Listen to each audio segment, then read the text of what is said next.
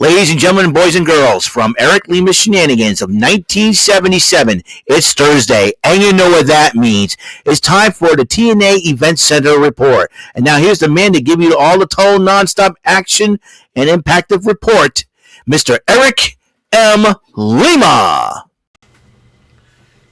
Thank you very much, Mr. Announcer, sir. Well, hello there, everyone. Welcome to yet another episode. Oh, excuse me for just a second. Of Eric Lima's Shenanigans in 1977, episode 2267 of the show. How's it going, everyone? It's Saturday morning, May, oh my gosh, I'm tired.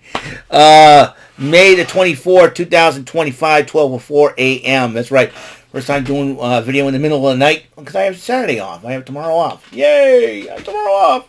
Let's go crazy. Let's get nuts. I've always wanted to say that. We're going to talk about Under Siege. That was just it's a little bit of TNA pay-per-view and just happened not too long ago. Over an hour ago, it was over. And it's been a crazy pay-per-view. So we're going to talk a little bit about that as the countdown matchup, Zaya Brookside versus Rosemary. Now, this took place in Brampton, Ontario, Canada. And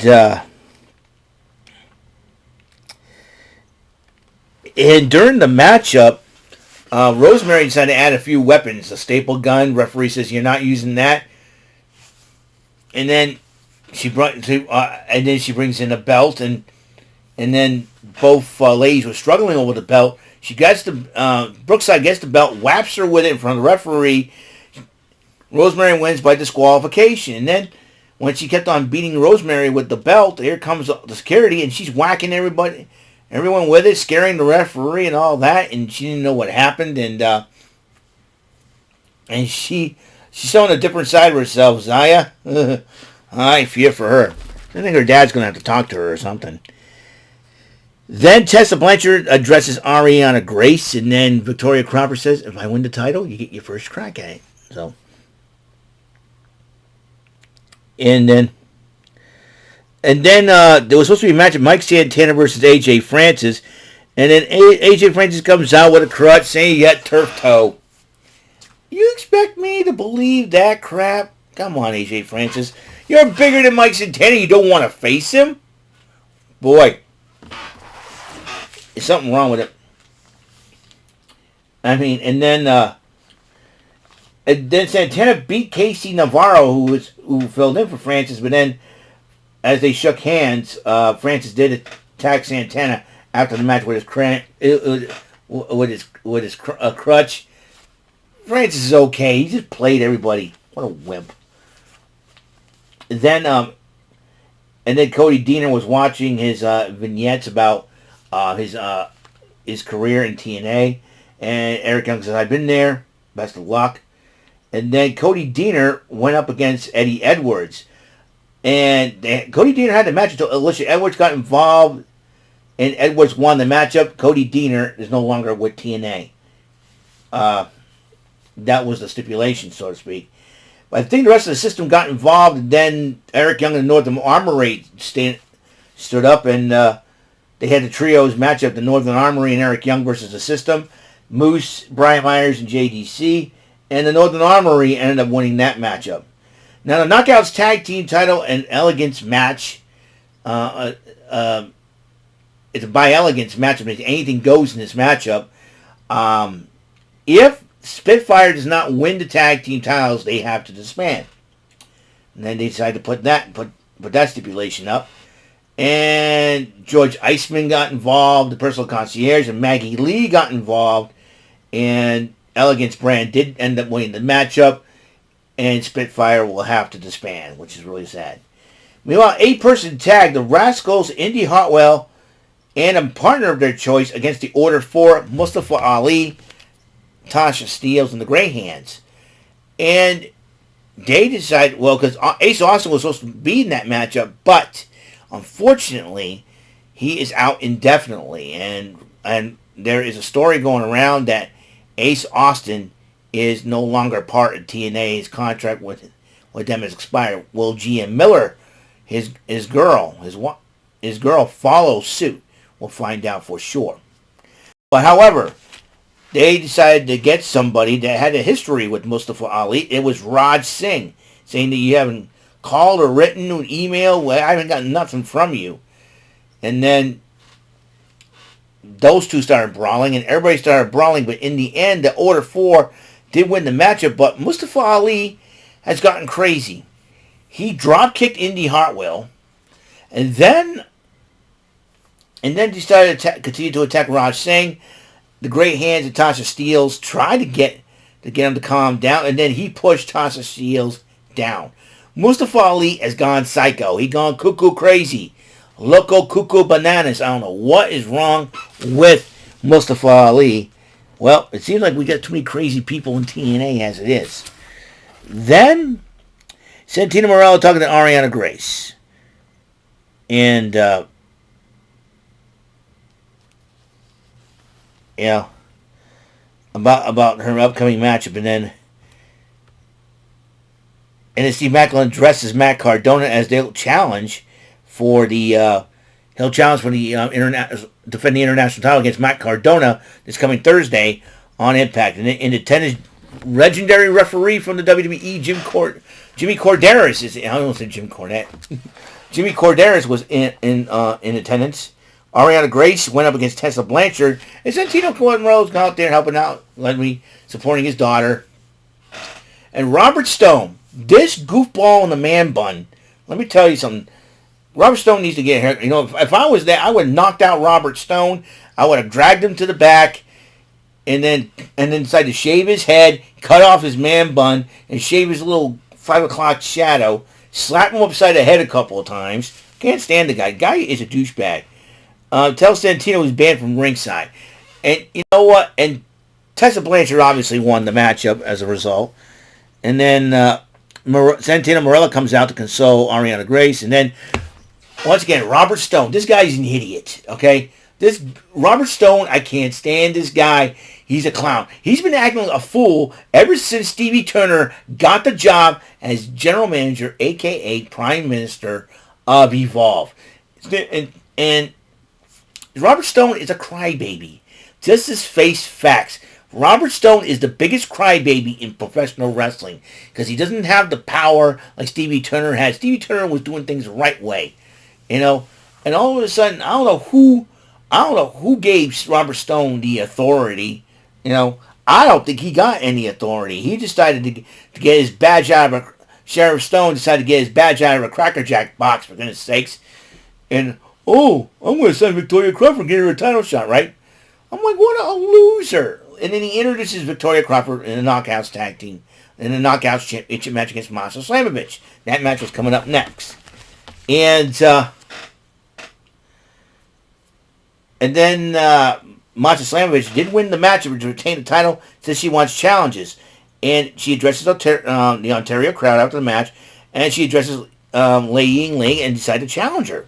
Lei Ying comes out and is about to accept the challenge until Robert Stone wants it. This guy is a total he's a total clown in a ridiculous suit that he bought at Savers or some thrift store. That thrift store jacket of his. I mean, Robert Stone's a psycho. Let's face it. He's a crazy person. He's a cuckoo banana person. He needs to be a straitjacket.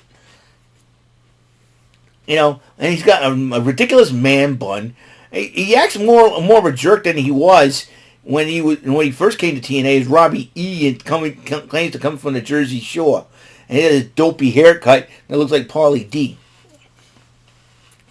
And Robert Stone could be a total jerk. And I'm telling you, he's been a crybaby ever since Stevie Turner got the Evolve general manager job. I mean, seriously. I mean, and he goes, well, you have to earn your title shot. When Victoria Crawford never wrestled a matchup until tonight, she got a title shot. Yeah, hypocrite. That's what, you know, Robert Stone is a hypocrite. You got that right. You know, he's been a clown goof. He's been acting like a total clown goof. You know, he's right up there with MJF. At least the Miz. I'm taking the Miz off the list. I'll tell you why. Because he's trying to propel Carmelo Hayes. He respects Carmelo Hayes. He gave up his spot to Carmelo Hayes. He believes in Carmelo Hayes. You got at least the Miz is trying to give back, and he found a little bit of himself in Carmelo Hayes, which I think is pretty cool. So Robert Stone right up there with freaking Logan Paul, freaking Grayson Waller, MJF, and then put Smart Mark Sterling, Stokely Hathaway. You know what you do? I should have the top 10 wrestlers or wrestling personalities that deserve. I don't know who is messaging me. Who is messaging me? Please. That.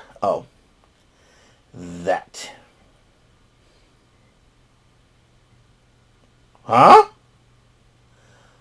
Okay, I just got a headward notice from Brandon Martin, my man here. He's talking about the matchups, of course. I found out that Lillian Garcia is going to be the ring announcer. Tatanka will be in attendance. WWE wrestling legend Tatanka. Yeah, Tatanka. Sheepish. Tatanka is going to be in attendance. Could you believe that? Tatanka. Of all people, Tatanka is going to be part of Saturday night's main event. Be very interested to see what happens there. So, anyway, Robert Stone. I can't stand the guy. He decided, well, you're going to have to get a title shot. And then, I can't stand Robert Stone. That's why, I have an idea. Top 10 wrestling personalities I cannot stand. Would you be a manager or a wrestler? Or the top 10 wrestlers that annoy me the most. That makes me want to go off. That annoy me the most. There you go. My top 10 wrestlers that annoy me the most.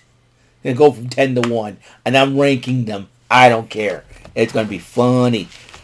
Number 10 being the least annoying to number 1, the most annoying. Trust me on that one. It's going to be in any organization. Then I got a idea for my top of Shenanigans chart list. Thank you very much. And so they did so he said you have to earn your shot. I wouldn't be surprised if he tried to put Tessa Blanchard back in the title picture again. Anyways, and they did a tribute video to Sal. It was really classy of TNA to do so. And the tag team titles on the line. The Nemets versus Leon Slater and Matt Hardy. Now, the reason why Leon Slater is teaming up with Matt Hardy, this was supposed to be the Hardys' contractual rematch. But Jeff Hardy, due to his criminal background, unfortunately cannot travel to Canada. And the Nemets decided to take advantage of that and choose their destination. They chose Under Siege. And that put Matt Hardy and Leon Slater at a disadvantage. But that's when the Nemets win the matchup. And then Ariana Grace and Santino Marella is upset with Robert Stone to the point where they decided we'll challenge Robert Stone and Tessa Blanchard to a mixed tag match and Impact. Hopefully the higher-ups will make that match happen. Main event, Joe Hendry and Elijah go up against Frank Kazarian and Trick Williams. And Joe Hendry and Elijah ended up winning that matchup. So that is all the time that we have on the show. And coming up next will be the SmackDown Event Center report. So, until the next episode comes rolling around, Mr. Announcer, take us home. That is all for today's episode of the show. This is Mr. Announcer speaking for Eric Lima Shenanigans of 1977. A Big Beefy E and do it for Bob Saget production and in association with a Raving Bull for 3000 Telepictures and Distribution. Thank you for watching another episode of Eric Lima Shenanigans of 1977. See you later on the next episode of the show. Goodbye for now.